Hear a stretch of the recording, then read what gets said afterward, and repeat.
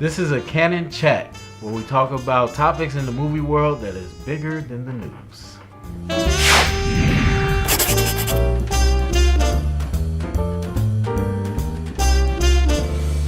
Alright, today's topic is going to be about whitewashing in Hollywood, specifically in the comic book and superhero world. So first, let's start off by talking about how do you define whitewashing personally. I'll start off. For me, whitewashing really only occurs when you take, I would say, something historical and factual and flip it around and put in predominantly white cast or what have you. So the best example is always the Egyptian movies they do, or anything in Egypt or ancient times. Egypt's in Africa. It's not, in Montana or anything. So the fact that they continue to cast white actors and actresses to play Egyptian goddesses or whatever, it does irk me that way. But that's what I would call whitewashing, more so than, this character in this book was this, but now they're white. So that's more whitewashing for me. Okay. Yeah, so for me, I would say predominantly white cast in any given movie, I guess. I guess we don't have to or keep it right to comic books, but or in even production too, whitewashing. I think that you can say that it's there as well, because Hollywood is a very, I don't know, I want to say closed off kind of field. Not even just for race, but just because that's what it is. It's very hard to break into. But especially for anyone of ethnicity, I think so, especially if you look the part, if you look different. That's kind of what I consider whitewashing, but that's what I consider whitewashing. Okay, and so the first example we'll kind of go to in our world is Tilda Swinton being cast as the Ancient One in Doctor Strange. That brought a lot of heat and publicity. Can't say that, but because the Ancient One is historically Tibetan in the comic book, and so they went with Tilda Swinton as a woman and a white woman, and a lot of fans were upset with that. Of course, the cries of whitewashing and what have you.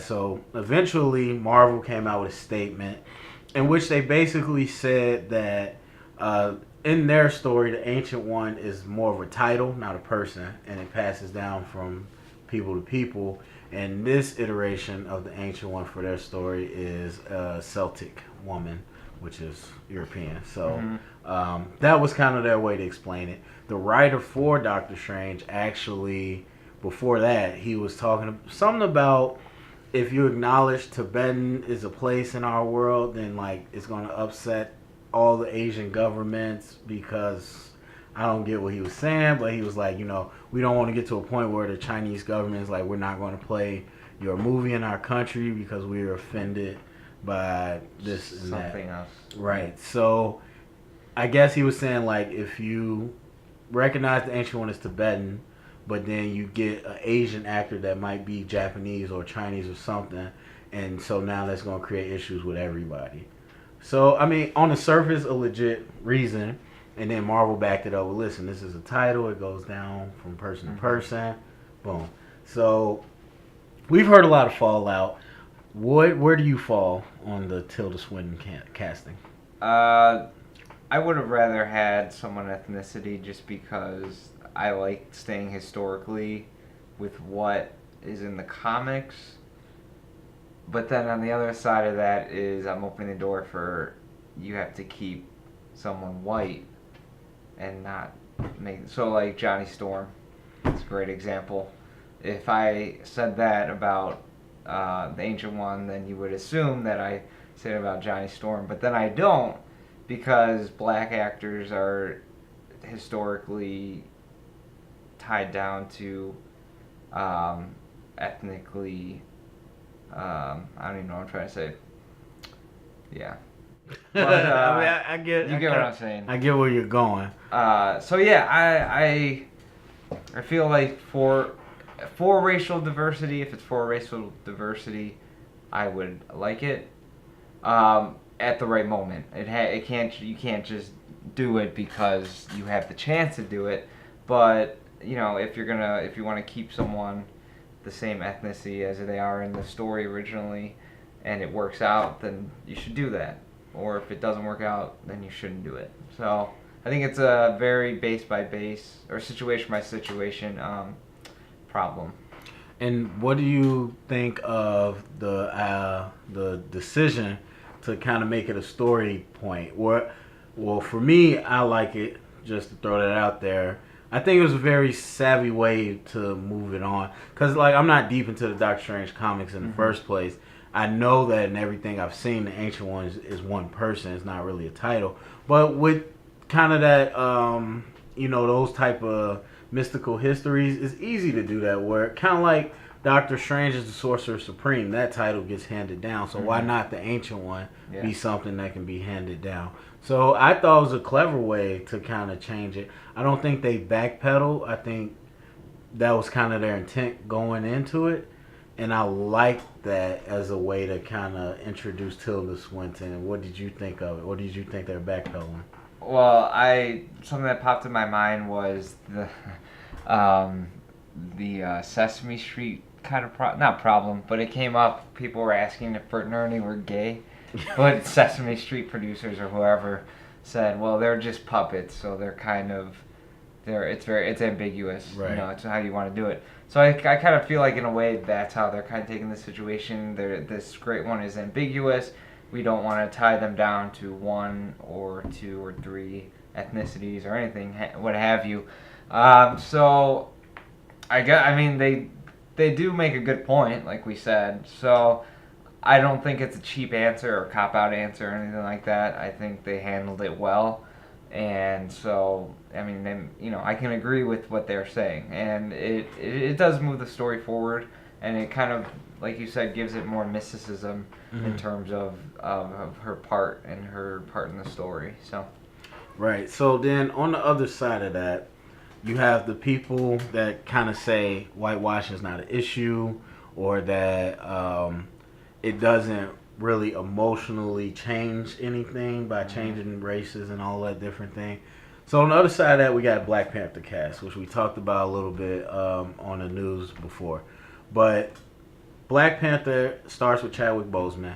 It's a fictional but still African-based country. So 90% of the cast, it was announced, is going to be African or African American, and people were like cheering them like, duh, like you can't like Africa full with non-black people. But so you add Michael B. Jordan, top level talent, Lupita Nyong'o, Oscar winner, and then you got John Boyega, hot name from Star Wars, and all of a sudden this cast is going crazy. Now you already know they're going to get probably an older veteran, male and female from the black acting world, and this is just going to get even more crazy.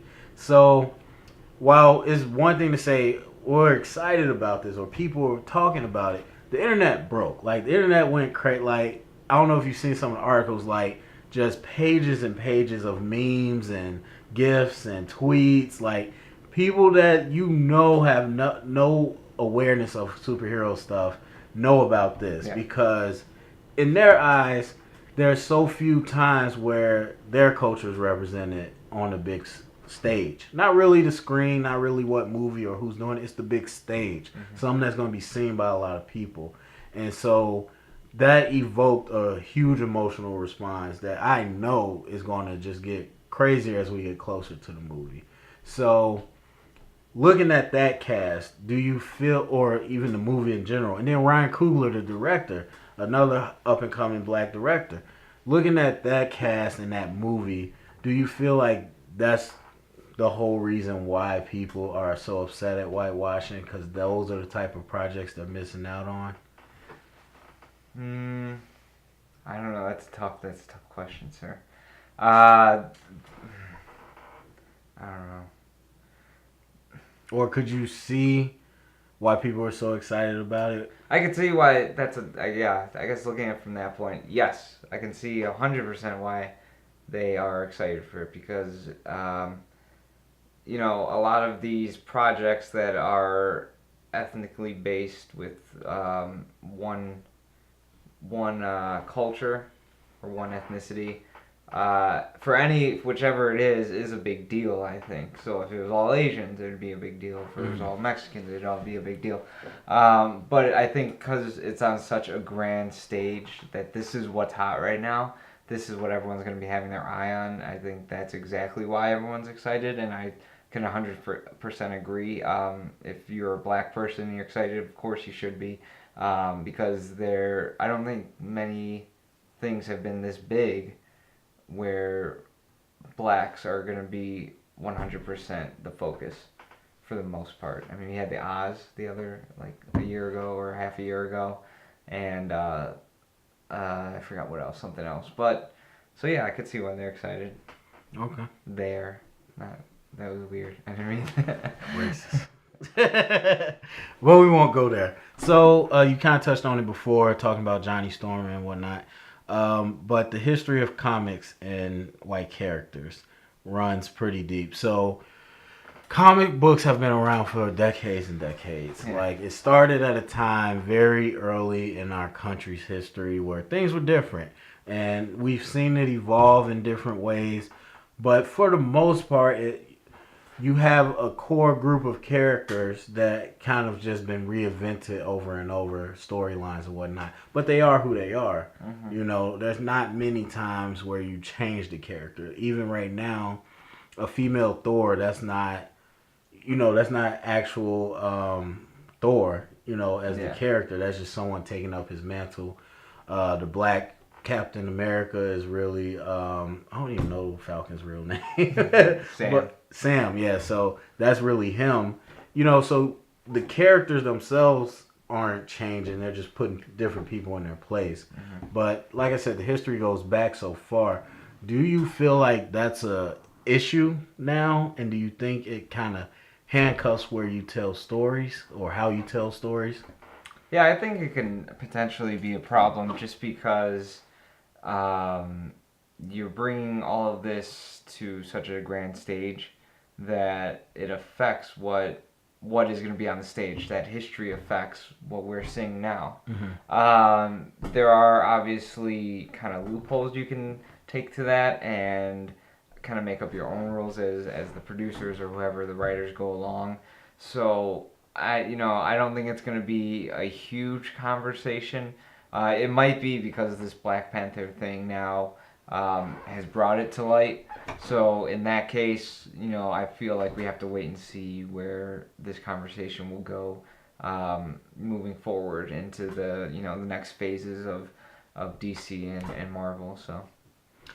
So I mean, I might not be popular with this, but I've been one that never thought it was an issue.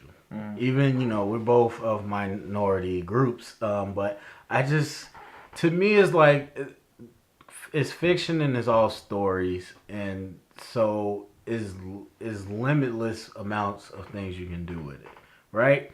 If I want to tell you the history of America, I can't tell you any other way than the way it happened. Mm-hmm. It was this people, and they enslaved these people. With fiction, I can do a different story, and I could just do something differently. So it's like, those are the stories they chose. Yes, a lot of them happen to be with white characters, but I'm like, that's just who they are. And so, kind of leading into the question later about changing them in the movies, I always feel like it's unnecessary to a point. I mean, I always feel like it's unnecessary. I'll say that. That doesn't mean I always dislike it, but I always think it's unnecessary.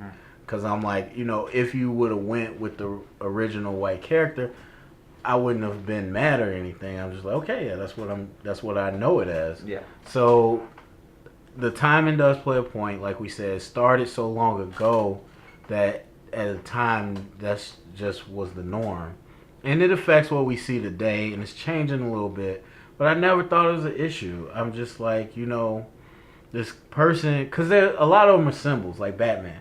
Like, we know it's always Bruce Wayne for the most part, but Batman's supposed to be a symbol.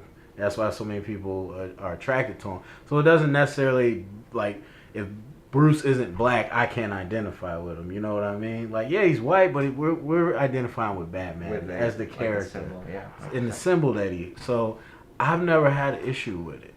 But, so now moving to the movies, before this conversation of whitewashing and Oscar so white and all that stuff, has the movie experience ever been affected, do you think, by all the white characters that you've watched, specifically with comic book movies? No, because I agree with you on that. That is their history, and so that is what we know, and that's what we're used to. And so I think moving forward in comics, I think the door is going to be open more for non-white characters, but I think it's very hard to make a successful comic that resonates with readers, that is going to be especially brought into these movies, because I mean it's hard, it just is. So if they're not already non-whites and that are predominantly the protagonist in that story, then it's going to be very hard, and I don't think it's going to happen. So yeah. Okay. I can't, and I kind of alluded to it earlier, but I don't ever remember a time where it like took me out, or I'm just like, I'm watching a great Avengers movie. I'm like, man, why are all these people white? Like, I never felt that way. Yeah. I'm just like, oh yeah, this is just what it is. And it'd be different, I think, if you knew zero black heroes, or you knew zero Latino heroes, or any, then it'd be a little weird. But the fact that we know it's out there, they might not be as popular, but we know it's out there, which means it can get brought to TV or the movies eventually. So it's like, we'll wait. But that's how I felt. Like, Black Panther, I couldn't necessarily say I ever thought in 2016 that's when he's arriving. Like, I just knew someday, yeah, Black Panther is a great character. Not, oh, he's a black character. He's a great character. So I knew eventually he would find his way to the screen. And now we get to see that. And so I just can't see, I never saw myself complaining before, So that was me.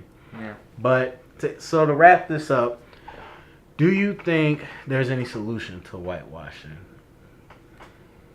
Yeah, just opening up the door and being more mindful of who you're casting, but at the same time, don't cast someone who's not white because they're not white. See, I'm with you. That gets to a point that I really hate, is diversity for the sake of diversity. Yeah, so, and I'm not talking about, what's the word? I know what you're talking about. Not action. Oh man. Affirmative action. I can think. Affirmative action for all minorities. Yeah, I'm not saying. I guess that's what I'm saying. Don't have affirmative action don't sacrifice the character for someone who's non-white because you think that's what people want. If it works out, and if you think that actor's going to do good, then do it. Cast them. I don't care. As long as they're good, I can care less if they're black, white, or yellow, or whatever. So, be smart with who you choose and why you choose them. So, I agree. A solution, I don't know. Because like I said, I don't really have... With the way the comic book movies do it, I don't have a problem with it. Like, if it's... What was that movie? Gods of Egypt? Not Gods of Egypt. The one with Christian Bale. I forgot. Recently. Exodus. Yeah. If it's that movie, I'll talk crap on you all day. But for comics, that's their history. So I don't have an issue too much with it. But I'm more scared of diversity for the sake of diversity. I don't like that. And here's a perfect example to go back to Doctor Strange. Some people, a lot of people weighed in, and more than one person said this, but I saw people say, like, I was mad that a white person was cast as the Ancient One, but then I was like, oh, it's a woman, so I guess we win. I'm like, wait, what? Someone said that? Yeah. Well, a lot of people echoed that sentiment in different ways, Yeah, but yeah, basically, like, she's white, but she's a woman, so it's diversity, so I'm cool with it. I hate, and you know our illustrious institution that we graduated from, I won't name them, but they were very notorious with everyone has to be included and diverse, and it's like, dude, you're 90% white on this campus. It's not diverse here. Yeah. It's just, it is what it is.